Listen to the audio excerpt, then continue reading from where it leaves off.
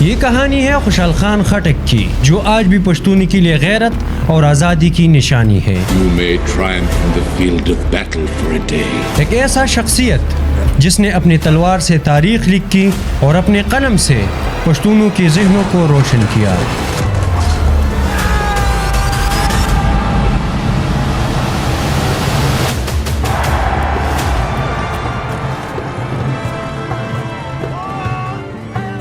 اس جهت سے بے ننگی بے ناموسی کا عاقبت بورکارشی خپل چار مرگ زما پپو خطر د ژوندون دی د عزت سره چې نوي زیست روزگار ہمیشہ با په جهان کې ژوندون نوي تو خوشحال خټک به پاتې شي یادگار۔ صدیوں پہلے جب مغل بادشاہت بری صغیر پر اپنا طاقت جما رہے تھے، ایک پشتون سردار اٹھا جس نے اپنی تلوار سے دشمن کا مقابلہ کیا اور اپنے قلم سے پشتون قوم کو جگایا۔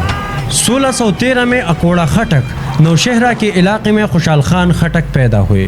اس کے والد اشرف خان خٹک قبیلے کے سردار تھے۔ اس دوران ہر قبیلہ اپنی بقا کا جنگ لڑ رہا تھا اور خوشحال خان خٹک اپنی تعلیم حاصل کر رہے تھے۔ یہی دوہری تربیت، علم اور جنگ آگے چل کر ان کی شخصیت کی بنیاد بن گئی۔ والد کے انتقال کے بعد خوشحال خان خٹک قبیلے کے سردار بنے۔ ابتدا میں اس نے بادشاہ جہانگیر اور شاہ جہاں کا ساتھ دیا، یہاں تک کہ کئی مہمات پر مغلوں کے لیے لڑے بھی، لیکن بہت جلد خوشحال خان خٹک کو یہ معلوم ہوا کہ مغل سلطنت پشتون اپنی مفاد کے لیے استعمال کرتے ہیں۔ مغل ہمیشہ ایک قبیلہ دوسری قبیلے سے لڑوا کر انہیں کمزور رکھتے تھے۔ یہ سب کچھ سمجھ کر خوشحال خان خٹک نے اپنے قبائل اور دیگر پشتونوں کو پیغام دیا کہ اصل طاقت غیرت اور اتحاد میں ہے، نہ کہ دوسروں کی غلامی میں۔ اس لیے وہ کہتے تھے کہ جو دوسروں کی طاقت سے خان بنے وہ خان نہیں ہے۔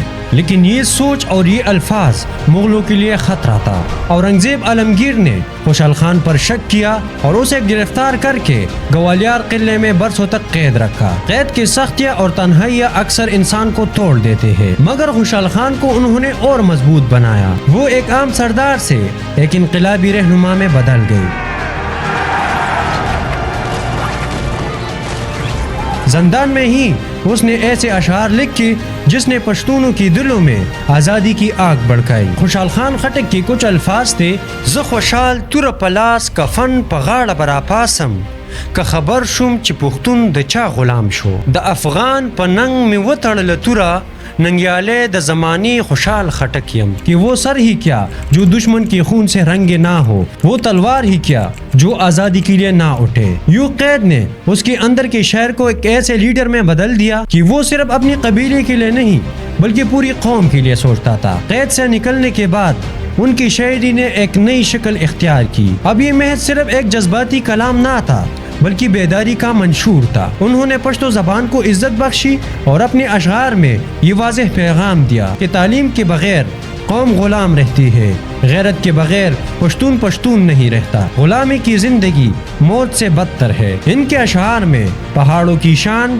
گھوڑوں کی رفتار، جنگ کی آگ اور فطرت کی خوبصورتی سب کچھ جھلکتا تھا، اور یہی امتزاج انہیں رحمان بابا سے الگ کرتا ہے۔ اگر رحمان بابا نے محبت کی بات کی تو خوشحال خان خٹک نے غیرت اور آزادی کو اپنا موضوع بنایا۔ شاعری کے ساتھ ساتھ وہ عملی میدان میں بھی اترے۔ یوسفزئی، مومند، افریدی، مروت کے سرداروں کے پاس بھی گئے اور کہا اگر پشتون ایک ہو جائے تو کسی کے سامنے سر نہیں جھکائیں گے۔ انہوں نے چاہا کہ سب قبائل مل کر ایک جھنڈے تلے مغلوں کا مقابلہ کرے، لیکن صدیوں پرانی دشمنیاں اور اختلافات ان کے خواب میں رکاوٹ بنے۔ پھر بھی خوشحال خان کا پیغام قبائلوں کے دلوں میں زندہ رہا، اور یہی وجہ ہے کہ آج انہیں پشتونوں کا بابائے آزادی کہا جاتا ہے۔ زندگی کے آخری لمحوں میں بھی خوشحال خان خٹک کے دل میں مغلوں کے لیے نفرت اور بغاوت کی آگ ٹھنڈی نہ ہوئی۔ 1689 میں جب وہ وفات کے قریب تھے تو انہوں نے ایک وصیت کی کہ مجھے قلعوں اور شہروں میں دفن نہ کیا جائے، مجھے پہاڑوں میں دفنا دینا، کیونکہ میرا دل مغلوں کے ظلم سے بھرا ہوا ہے۔ چنانچہ اسے اٹک کے قریب پہاڑی علاقے میں دفن کر دیا گیا، جہاں ان کی قبر آج بھی پشتونوں کی غیرت اور آزادی کی علامت ہے۔ یوں خوشحال خان کی زندگی ایک قبیلے کے سردار سے شروع ہو کر ایک عظیم شاعر، فلسفی، جنگجو اور رہنما پر ختم ہوئی۔ انہوں نے پشتون زبان کو بلندی دی، پشتونوں کو اتحاد اور علم کا سبق دیا اور غلامی سے نفرت سکھائی۔ خوشحال خان خٹک صرف ایک شاعر نہیں تھے، نہ صرف ایک تلوار باز تھے، بلکہ وہ ایک شخصیت تھے جنہوں نے اپنی پوری زندگی اپنی قوم کو غیرت، آزادی اور وقار کے لیے وقف کر دیا۔ صدیوں بعد بھی ان کا نام زندہ ہے، ان کا کلام زندہ ہے اور ان کا پیغام بھی زندہ ہے۔